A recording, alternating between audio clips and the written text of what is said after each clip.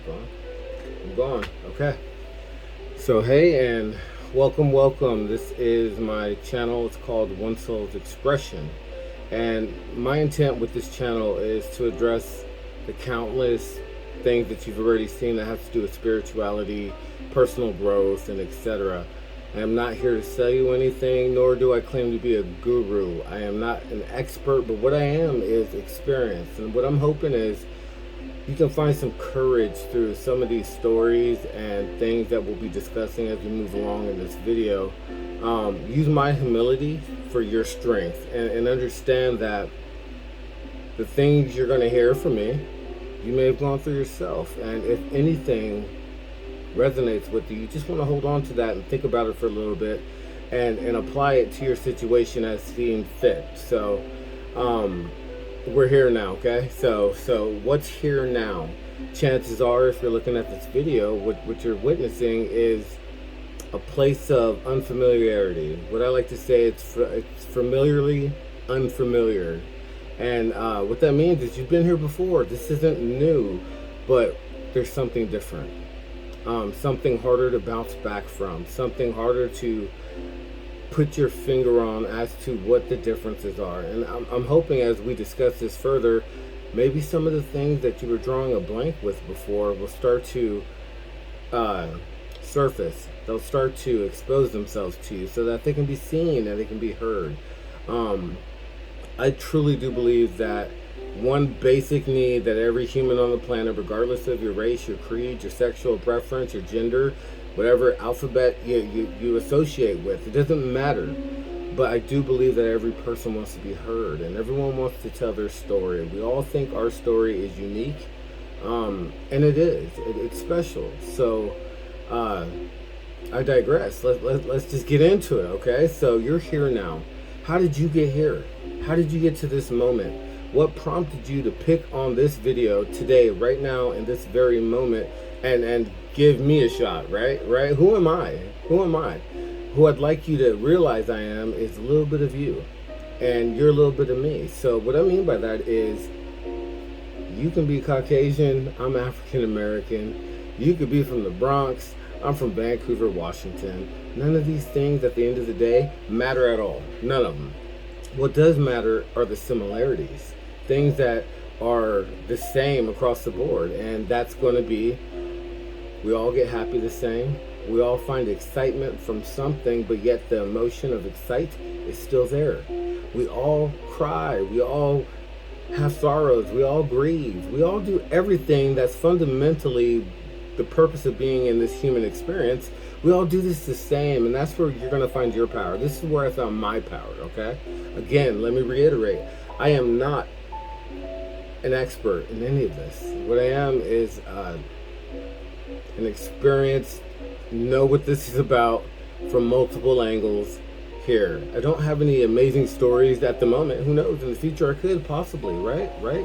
But I have no special anything other than being very intuitive. So, how did you get here? This is the question you need to answer. You.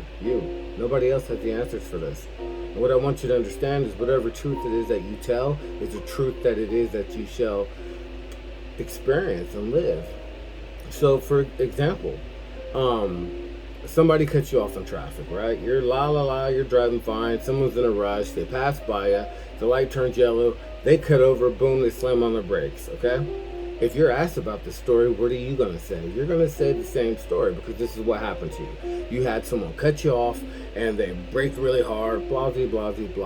Matters not. None of that matters. Do you know why it doesn't matter? I'll tell you why it doesn't matter.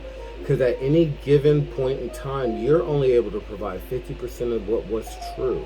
It was 100% truth for you, but it was 50% of the total story. And that's what we need to grasp our minds around. So moving forward, back to this tower thing, okay? How you got here to begin with is via a tower. Tower moments are typically held in tarot. You hear this a lot in tarot, and it's usually a sign that's indicating that some kind of torrential downpour of bad luck, sorrow, leaving you in dismay is going to take place or has taken place. And I would agree with that. It's a great analogy. So In my case, I had a tower moment that, as far as I know, is relatively unique. And I had more than one tower moment that happened at the same time. Between 2019 2020, everyone had a lot going on. This just happens to be the time that the universe decided that it was time for my foundation and everything else to crumble. And I'm a very, very loyal person, very, very truthful, authentic, loving, and naive to my detriment at times, or so I used to be. As of now, I definitely have a lot more things under control, and as we make more of these videos and you listen more, I'll be able to divulge more of how to get there. What I have noticed from the beginning of this is you got to crawl before you walk. The analogy of birth is actually accurate. It's very true. It's true, okay? So we first come into the world, boom, all that good stuff is taking place. You're a baby. And then you go through our adolescence or awkward pubescent moments, and then young adulthood, we think we know everything, and then also then your main adulthood. Typically, at that time in your life, you thought that you had some things figured out. You had some concrete things figured out. You had a steady job, or you had a long-term relationship with the person you think you love. Perhaps you were married. Maybe you had some children, but your roots are running deep in this version of you, okay? As it should.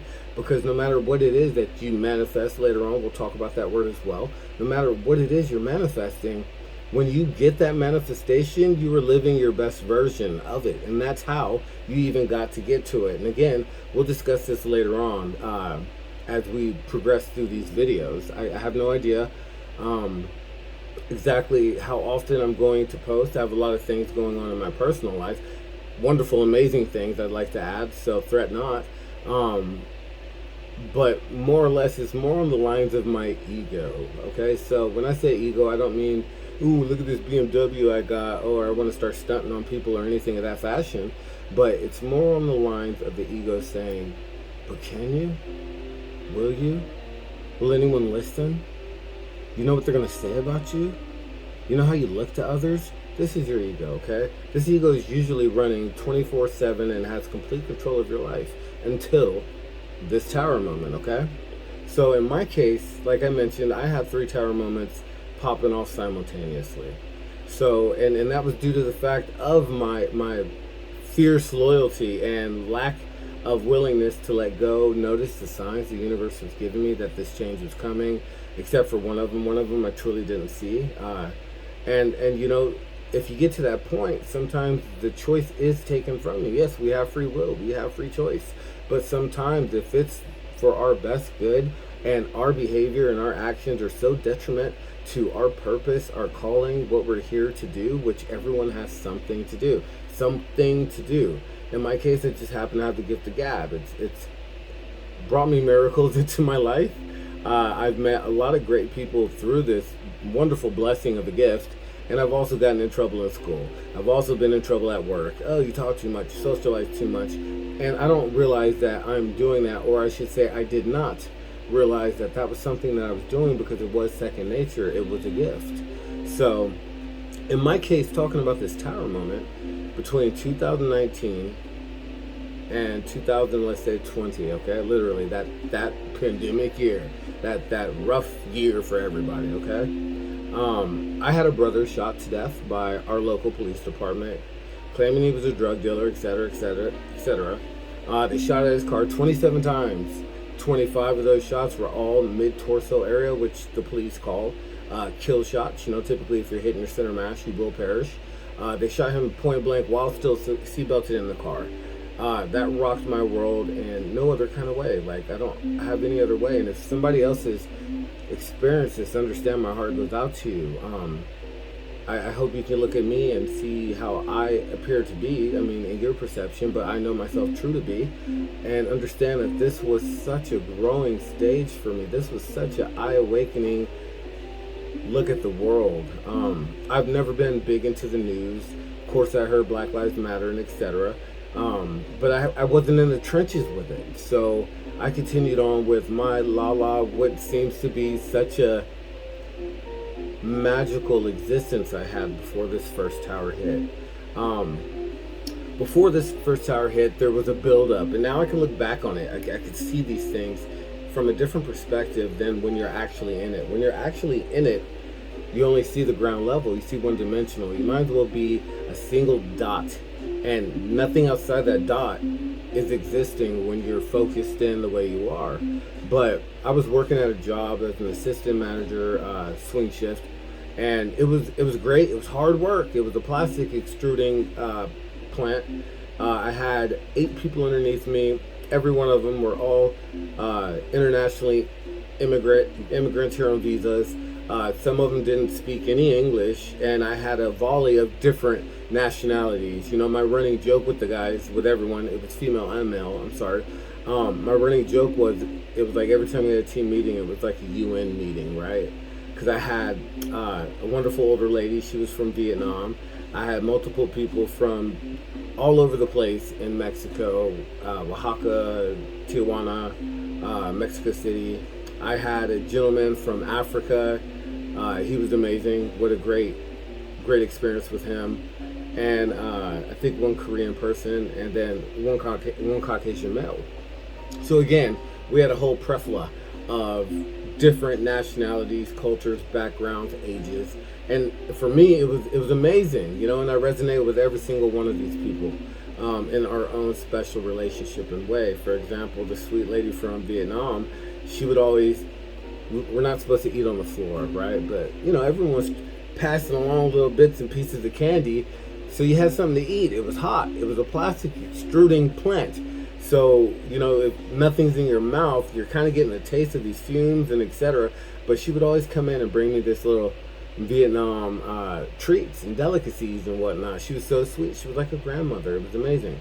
But anyways, my direct manager, supervisor above me, he was from Mexico. He spoke very good English. He had been here for a multitude of time.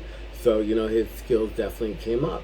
But he had some kind of addiction, and I'm not trying to label anything or call anybody out. That's why there's no names being used in these stories I'm telling, which are truth. These are true stories, okay? But in the beginning, he was amazing. He saw how bright I was. He saw, quote unquote, the potential. What he wasn't expecting was me being a very humanitarian type of person, very sensitive to energies. I am very empathic. I'm a Pisces. I'm just in tune. I'm in tune with others. I always have been. And back in the day, that would always be my downfall, always. And so, anyways, as time progressed and a year or more went by, he had established this behavior where he would just kind of go on these 4-day coke binges, man. And I know it's a coke binges because I used to fuck with it. I used to mess with it. Heavy, right? So I saw and knew what was going on. And he would talk to these women, not so much the men, and I'm sure that has something to do with him possibly expecting or being fearful of retaliation aggressively from the men, but the women would crumble. And it would just break my heart. And every time he would talk bad to somebody for not making numbers or not complying to his demands, I mean, he wasn't asking anything, he was demanding everything. I would find myself having to spend time with these people and bring them down, you know, like from being in his energy, which is an out of control energy that was being ruled by ego and this machismo mentality. So, long story short, I remember one day I was riding on this forklift, right? I was riding on it, doing my job, getting some 2,000-pound giant roll of plastic for the next job coming. And apparently I was moving too slow. I was still green behind the ears. And I didn't know exactly where everyone kind of crossed through. You know, they would go through the rafters. I did the same. But sometimes people would just pop the hell out. And so I was moving slow because as I traversed, the extruded plastic roll, right, is bouncing like this. And I'm talking about if one of these bounces at all hit your toe or something, it would just pop your foot open, you know? Like, so I was very fearful. And I remember he was like, oh, it's a rush job. And he's rushing me, right? And I'm like, I'm coming.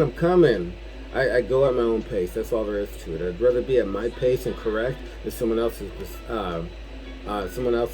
time frame and make a massive, uncorrectable mistake like kill somebody. Okay, so Anyways, I remember I'm coming around the corner and I got the little thing, and I'm looking over to go this way.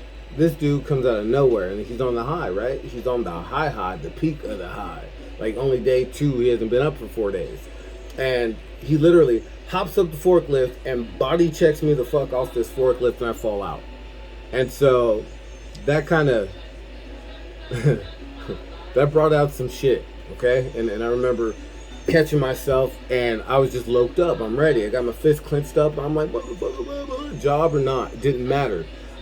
Security or not, it didn't matter. It was a point that I was pushed past, okay?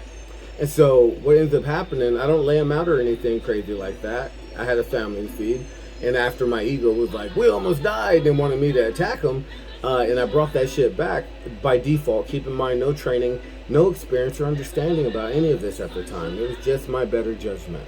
But anyways, right, so what would happen is I would start making these reports to the HR person, and she was so sweet. She believed everything that I was saying. She knew this to be true. Obviously, there had been some kind of other complaints or something. But long story short, 27 formal complaints. I have a meeting with the vice president. This bitch is siding with this dude. They're on the same team. The plant manager had quit at that point, so he was playing both my director for the swing shift and the main plant manager. So he's looking like Jesus Almighty with a halo over his head, and she wasn't trying to reprimand him for anything. So I ended up getting into it with her, and I checked the fuck out of her. Like, you know, like not on some low-key like gangster shit or nothing like that. I did it with my intelligence. I did it with my thought process. I did it with cues that I had picked up from her based on her derogatory commentary of where she was comfortable or not, and I used this against her, and I shut the meeting down. So I end up, after losing my brother and dealing with this and having this meeting, I kind of went into this spiral of despair, and I would say depression. I didn't like the job. I didn't like what I was doing at all. I didn't feel good about it. I had anxiety on a daily basis. I had no idea what anxiety was, nor had I ever experienced it to know that this is what I was experiencing. Instead, it was an out of control feeling. Oops. Can I pause this real quick? So anyways, sorry about that. I heard some music playing. I don't know much about demonetization or how to get monetized, but I don't want to start my first video being banned from anything, okay? So, long story short, I go on FMLA. If you don't know what that is, it's Family Medical Leave Act, which is protected by the federal government, stating that if something is happening or you need bereavement time, or let's say you had cancer, your wife, or God forbid, any of those scenarios, okay? But it's supposed to protect you from losing your job. So your employer cannot fire you just because life happened in such a way that you're unable to maintain your schedule. I got fired. That's tower number 2. Boom, boom, happened, right? Now, all while this is happening, I'm having vigils that I'm going to for what happened to my brother. I had a couple interviews with NPR, which were going great. But ironically, when you hear that comment that they plant people in the crowd, this is facts. It is. You know, I was giving a great vigil. It was being recorded. Everything was good. People were resonating with my emotions, which wasn't so much about hate and grief. It was more about unity. And the reason why I say it was about unity was due to the fact that I, throughout the whole entire speech, which was unscripted, didn't write, just spoke from my heart. I'm like, we need to wake up and see that this has nothing to do with just pigmentation. As a matter of fact, give it another 100 years and we'll see how many people on this planet don't have pigmentation. So at the end of the day, what it was about was bringing everyone together to try to prevent this. But as I'm giving this heartfelt speech from my heart, ad-lib style, this random Asian guy that nobody knew, and you know, I found out nobody knew because there was not an investigation, but the family just came together like, who is this? Who is this? He just hops up out of nowhere in the thick of the crowd. We're all in the street. And he's like, F the police, F the police, you know? And he's like riling the crowd up on some negative ass energy. And that completely switched everything. The moment that started to take place, NPR packed all their stuff up and they just dipped out. The vigil was over. So now this moment has been defeated. So moving into the third tower, that's happening simultaneously, okay? I was married. I can't say that I was happily married at that point. I was just existing as married. But I can speak that my now ex-wife wasn't happy, but wasn't giving any ways for this to be resolved or the solutions. And when I said my vows when we got married, I meant that. That was another from the heart piece that made everyone in the crowd cry. The pastor cried. I was crying. Everybody was crying while she was like 8.5 months pregnant with her child. So it was a magical moment. But what I said, I meant. So when it came to this turmoil that was taking place in this marriage, I didn't know what to do because there was nothing being offered to indicate that there was anything to do. So I just literally had to watch it kind of fall apart, and my brother being killed and this NPR stuff and the anger in the world at the time that my Caucasian wife had to experience.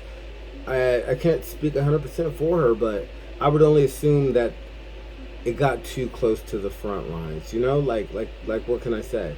Because after that, like the marriage pretty much starts to dissolve, and I'm trying everything in my power, including taking steps backwards and digressing in my evolution to try to appease and fix and put a band-aid on it just to cover it for now. And that's not what happened. What it did was it dragged me personally into a horrible place. Like what can I say? Like a horrible place and financial straits, because things that I was like, hey, let's just do this, which were the band-aids, were actually horrible ideas, and they were mind-altering ideas, and it just made things worse. So long story short, we ended up divorcing. I'm not even going to put that out there as to exactly how or why, but even during the signing of the papers, I would drag my feet. I was bogging, and then not only was I bogging to try to maintain this marriage, right? And I know the marriage was over. She left me in the damn house, our 5-bedroom house that we bought like 2 years before. I knew it was over in that aspect, but the universe realized that if there was a thread for me to hang on to, I was going to try to find a way to hang on to it. So what does it do? It kind of inflamed the situation even further. And how did that happen? Up to then, I had only missed 2 days in my son's presence, okay?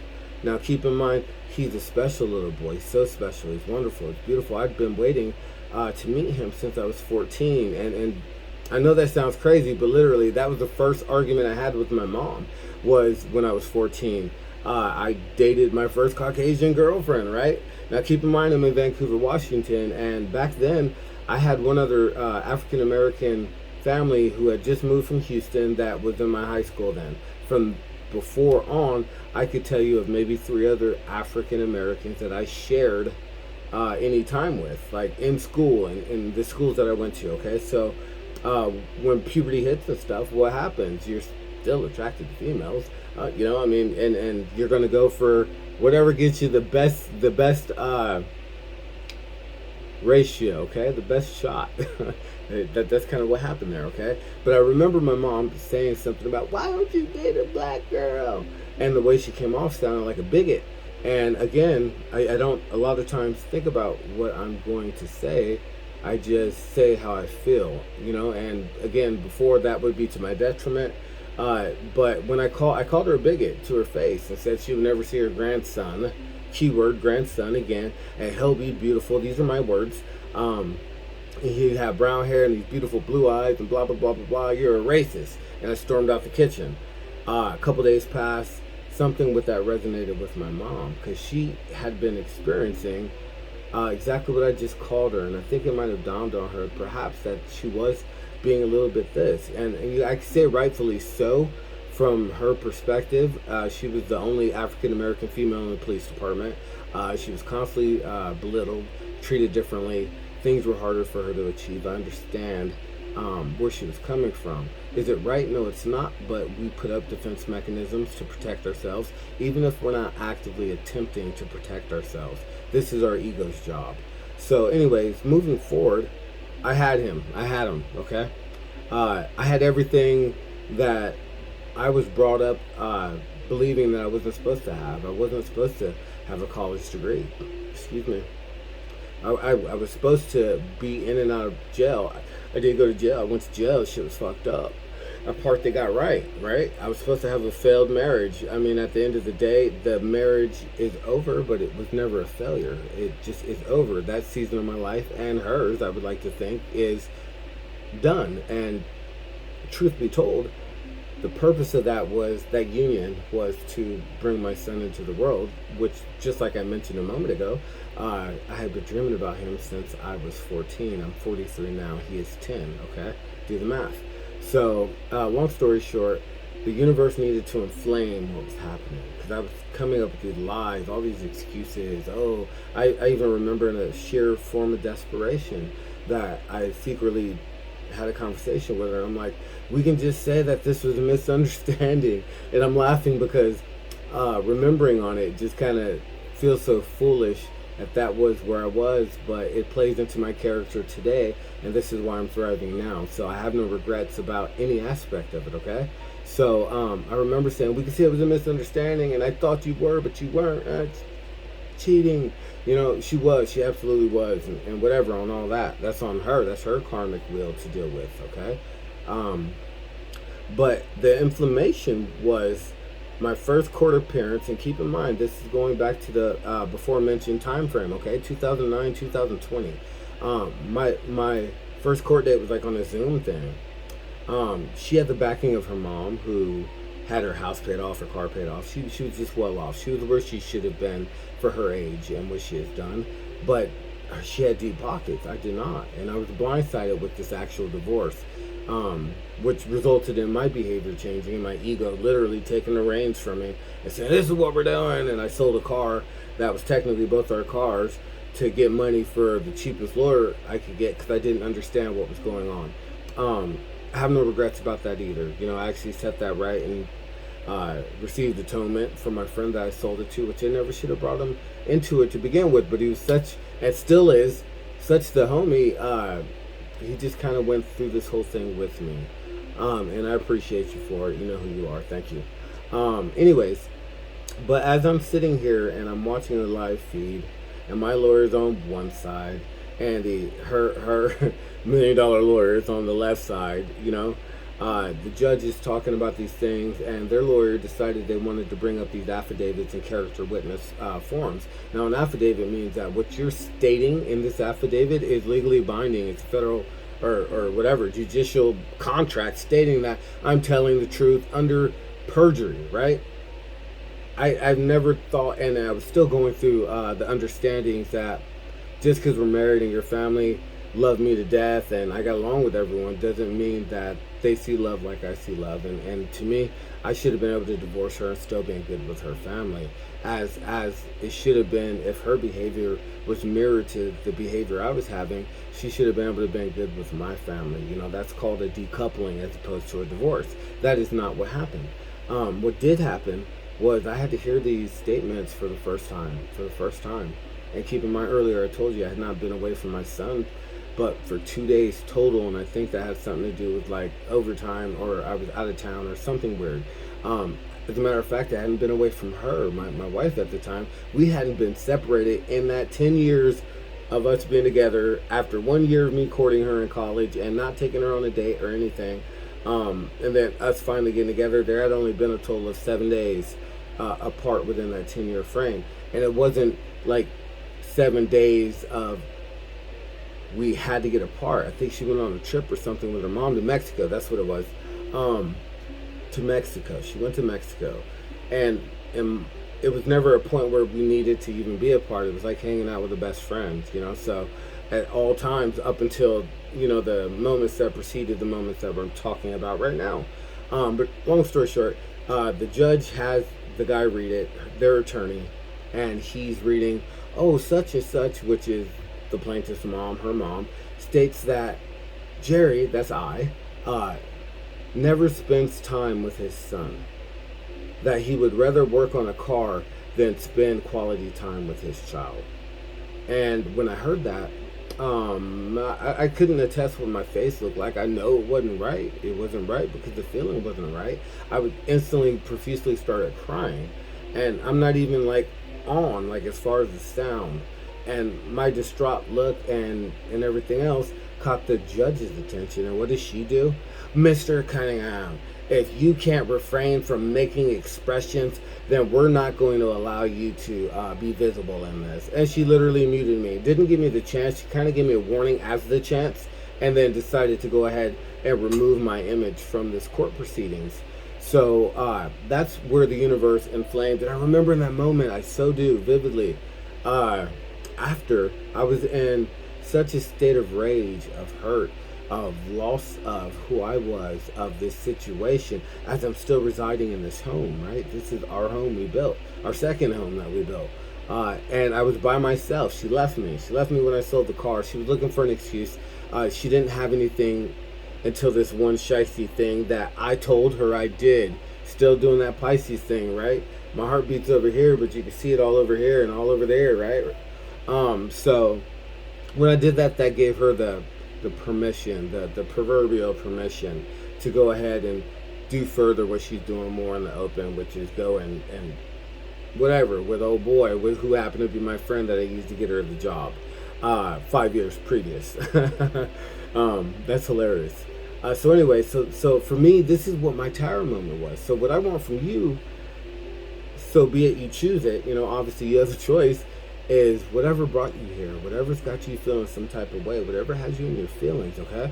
What I want you to do is remove everything outside of you. And what I mean by that is not a literal statement. I'm not telling you to take out your bed. I'm not telling you to go remove all the dishes and put them in the back patio. I'm not saying no type of crazy shit. None of such, okay? What I'm saying is get the mundane things of your life that you've been using as a shield, as a buffer, as a denial mechanism, which you have. I promise you have. And quiet that. And the way you're going to quiet that is either to meditate, and as I get better, I'm gonna start doing what the other ones do. Okay, I'm gonna tell you. Oh, links in the description, right? Oh, by the way, let me start practicing. If any of this is resonating with you, please hit that like and subscribe. And if not, then I just don't care, because what's coming my way is going to come my way, and it's not dictated based on what you do or don't do for me. It's not about me, but what it is about is this overwhelming urge that I've been having, that I have to get this done, that I have to stop bullshitting. I've been bullshitting so much.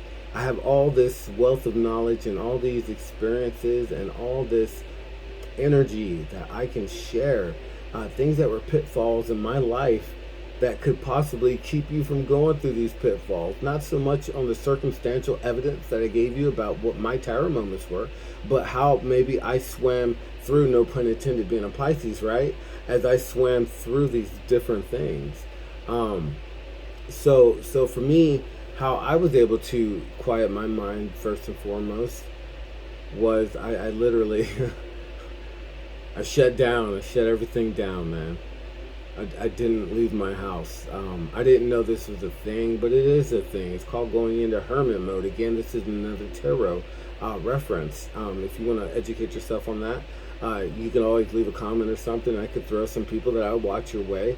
It may or may not resonate with you. What I've noticed is there is no one tarot reader, card reader, that's ever going to resonate with you. What I do personally, and this has been a developed habit, which has been successful in my case, is I will literally just scroll through my Pisces readings and read captions.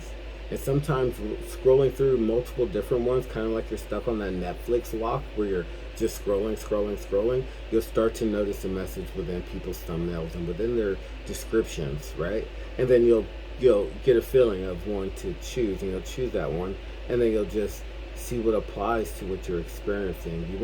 You can't go into it thinking it's anything other than a good little sounding board. That's how I look at it. Like, damn, oh my God, hey, they're saying the Pisces collective, yada, yada, yada, that good things are coming. And then what I'll use that information that I'm interested in, that I feel is resonating with me, and I'll stop and I'll do a little bit of introspection on what's been going on in my life that I'm so excited about, that's resonating with whatever they're saying. And again, this could be a multitude of different tarot card readers. But what I did was exactly what I just said. I turned everything off. And in all fairness, It was easier during the pandemic, okay? We're kind of almost back to normal. We kind of have normal responsibilities and jobs and whatnot that we have to go through. I understand that. But when do you not have a spare moment? You always have a spare moment. You're sitting here watching this video. Thank you very much, first and foremost, for watching this video, if you are watching this video.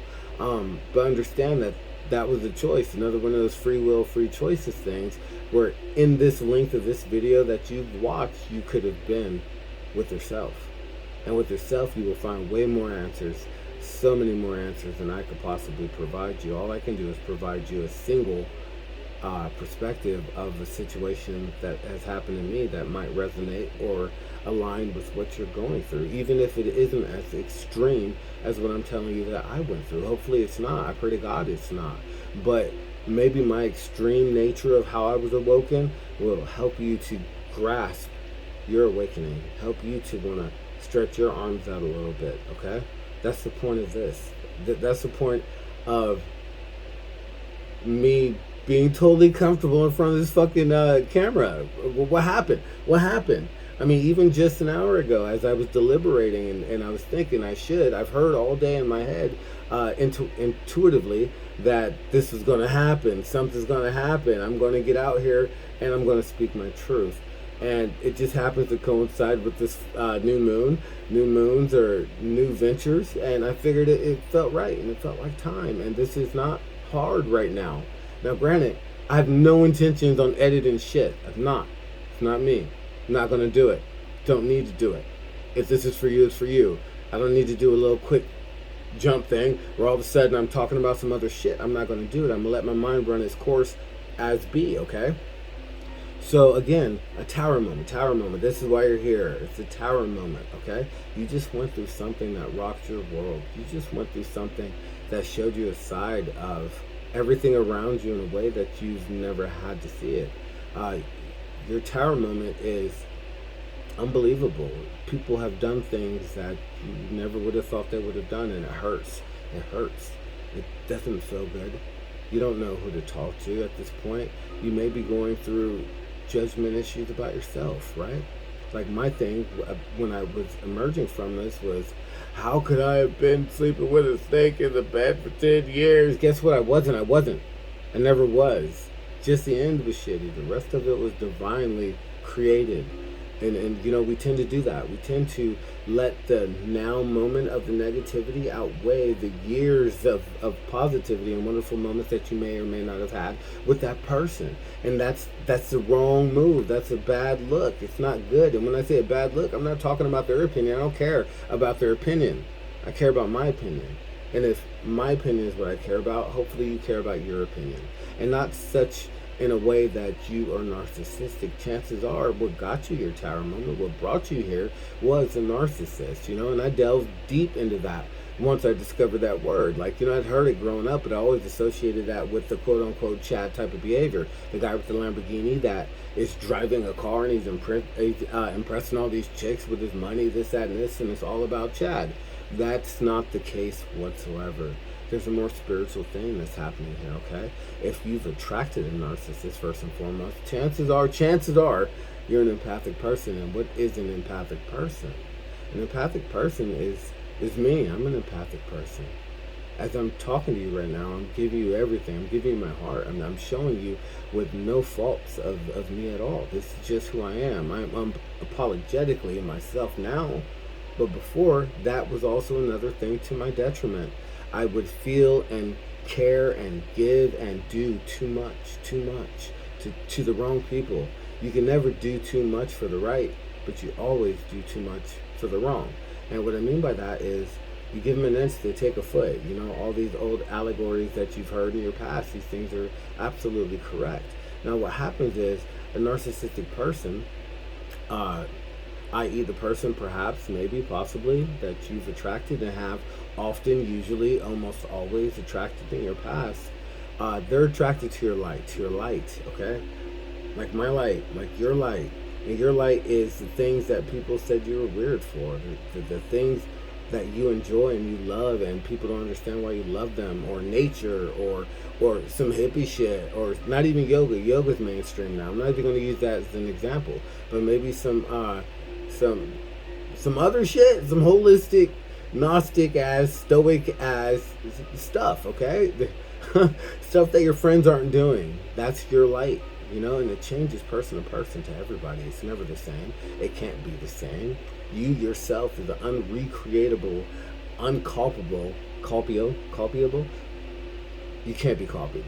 Anyways, rendition of God. You're a sliver of God, right? And when I say that, don't take that the wrong way. What I mean by that is, if even in the Bible they say that we are created in God's image, that's a literal and metaphorical statement. Now, the literal part is you are a sliver, but I'm talking, well, actually, it doesn't matter how much. You're a piece of God. It doesn't matter the quantity of it, which is all the same for all of us, by the way. But what you need to do while you're working your way through this tower moment, while you're working your way through what we're discussing, that I am deviating from left and right, because that's just how my brain is. I want to tell you all of it. I want to be able to touch my camera and have it touch you, and have you know all this through and through, like I've gone through my trials and tribulations. But unfortunately, we're not there yet, but we are. Okay, so anyway, so what's going to work best? No, I can't even say that. What worked best for me, okay, that's what it's about. What worked best for me was to remove myself, and especially remove myself from uncertain situations. And what I mean by that, uncertain situations, is pertaining to things you can't change, okay? I couldn't change that divorce. I couldn't change my brother being killed, okay? I couldn't change that my supervisor was a crackhead and I got let go on FMLA. I couldn't change these things. So obviously I removed myself from the job aspect, 'cause like I mentioned before, I was fired under FMLA. Don't even care about having to get a lawyer or anything for it. Why should I have to? That's me implying that the universe won't take care of this on its own, which I know it will, and I believe that to be true. So I don't know. I don't know. What I would really like, and what I think would be helpful to everybody, okay, is in the comments, talk to me about some things you want to talk about, okay? Even if you think it's too weird, chances are, okay, it's not going to be something that's going to blindside me. I've been around the block. As a matter of fact, I've been around the hemisphere, and I'm not talking in a literal sense. I'm using that as a metaphor to seen a lot, done a lot, experienced a lot. Now I'm here after 3 years of intense introspection, 3 years of me thinking, oh, I get it now. I know all of it. And then getting slapped in my face with something new that I didn't know. I finally feel like it's kind of gotten to a point where some keyword some, not all, never will be all, because we'll never get it done and we can't get it wrong, right? Abraham Hicks. But some of this dust is starting to simmer down. It's not even dissipating. It's just kind of going back as sediment to the bottom of this pond. Another Pisces pond. You see that? But don't shh. So anyway, so let's talk about the next steps about this, okay? And to get yourself out of a tower moment, there's some key things you're going to want to take care of right away, as soon as possible, okay? First off, hold yourself accountable, okay? And what I mean by that is understand whatever is happening in your tower moment, whatever, unless it's something ridiculous like what happened to my brother. They're literally, I was just a observer in that situation. That was his own destiny, like straight up. We all choose how we're going to go when we get here. I didn't know that was his choice, but knowing who he was, I kind of see it and it fits. Well done, you played your part perfect. But you're going to want to hold yourself accountable, okay? And when it comes to accountability, is for example, I'm holding myself accountable to my failed marriage, to the part that, as sensitive as I am, and everything that I was feeling, everything that I was feeling was coming to pass. It was the fact that I was dwelling on these things, and I was bringing all these things into my existence by my fear. One of my fears have always been, through dating, has been, Huh? YouTube closed?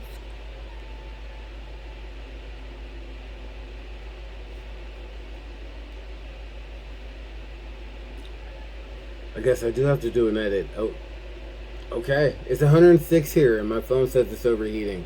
So I guess I'll pause this and come back to it.